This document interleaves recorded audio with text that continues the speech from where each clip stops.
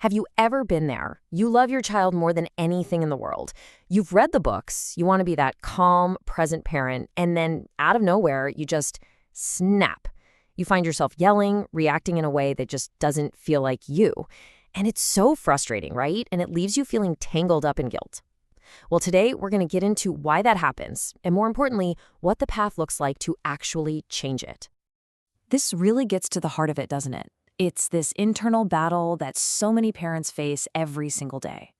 You go into a situation with the absolute best intentions. You think, okay, today I'm going to be grounded. I'm going to respond with love. But then the kids are being chaotic, your patience is wearing thin, and something else just takes over. It's this exhausting cycle between the parent you truly want to be and these reactions that seem to have a mind of their own. So this is the million-dollar question, isn't it? If you love your kids so much and you know what you want to do, why does the complete opposite sometimes come out of your mouth? Why do we lose control when we're trying so hard to hold it all together?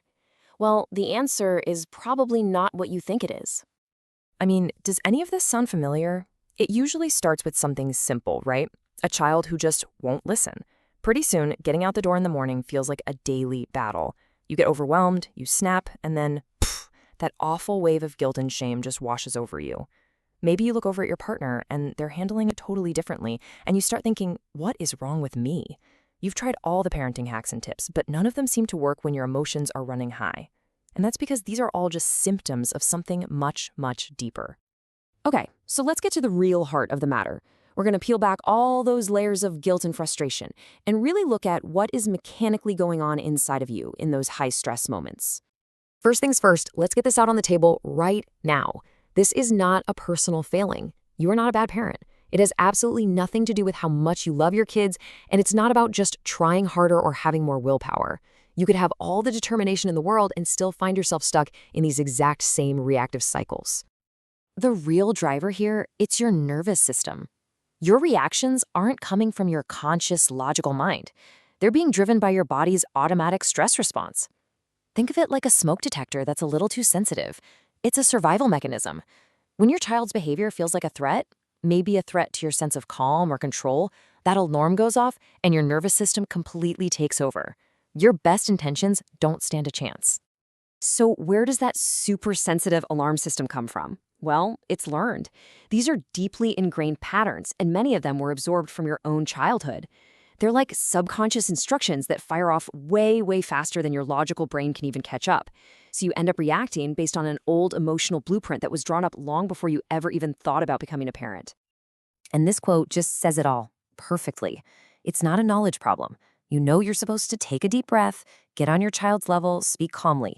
But in that split second of overwhelm, you literally cannot access that information. Your nervous system has hijacked the controls, and all that good parenting knowledge is temporarily offline. This is exactly why simply learning more tips and tricks doesn't work. Okay, so if the problem is a dysregulated nervous system that's running on old, outdated programming, what on earth is the solution?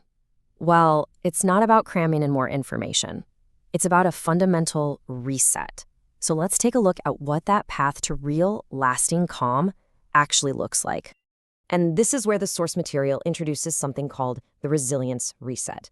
It's a program designed specifically to go after that root cause we've been talking about. So instead of just trying to manage the chaos on the surface, the whole idea is to give your body a new way to respond to stress by understanding and then rewiring those old patterns you inherited. And the potential transformation here is pretty incredible. Just imagine in just 5 days what it would feel like to actually trust yourself again, to have clarity when those triggers hit so your reactions suddenly start to make sense. Imagine a calmer, more connected relationship with your child, communication that's actually easier. And what about feeling the weight of those old patterns finally start to lift? Now, what's really important to understand about this approach is that it's all about embodied healing. This isn't about sitting around and just intellectually analyzing your childhood. No, this is about creating a real, felt shift inside your body. It's about teaching your nervous system what it feels like to be safe and regulated so that calm isn't something you have to force, but something that you can access naturally. It's healing from the inside out. So you might be wondering, how does a reset like that actually happen? Let's pull back the curtain and look at the specific methods the source material outlines. These are the tools that make that shift from just an idea into a physical reality. The core of this work is a model called the TRUE self method. It's a really clear four-step process. First, you identify your present-day triggers. What is it that sets you off? The whining, the mess, the constant no. Then, you trace those triggers back to their roots, which are often in your own childhood. This leads to this deep, compassionate understanding of why you react the way you do. And it's only from that place of understanding that you can begin the work of expansion, consciously creating new, more resilient ways of being. The second tool they use is called Inner Child Technology Template. This goes even deeper. It focuses specifically on how our earliest experiences, often from before we can even form memories, created that emotional blueprint we're still operating from today. It's about uncovering the core beliefs you might have formed as a tiny kid, beliefs like I'm not safe or I have to be perfect to be loved, that are now unconsciously driving your patterns as a parent. And apparently, the impact of this kind of deep work can be incredibly fast and profound. Just look at this testimonial. She calls the experience absolutely amazing. And get this, she says she accomplished more in just 5 days than in a whole lifetime of working on herself. That really tells you something about the power of getting to the actual root of the problem, instead of just chasing the symptoms around.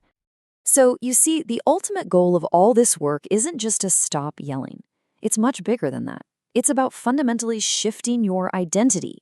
It's about stepping into this powerful new role that the source calls a cycle breaker. And what does that actually look like in real life? Well, it looks like becoming that parent who can stay grounded even when everything around you is chaotic. It's becoming a true cycle breaker, someone who responds with intention instead of just reacting. It's being that person whose very presence brings a sense of calm to the room. It means leading a home that feels truly safe and connected, all because you found the strength to heal the patterns that were handed down to you. This is about rewriting your family's future. I just love this quote from the material. It's so powerful and it's so hopeful. It acknowledges the weight of what we carry from our families. That pain is absolutely real and valid. But it holds out an even bigger truth, that generational healing is just as real, it is just as possible, and it can start with you. So we'll just end on this one thought. What if those patterns you thought were just part of you aren't permanent at all? What if those reactions you can't stand are not a reflection of who you are, but actually a roadmap to the places inside of you that are just ready to heal? What if you could finally, truly heal what you inherited?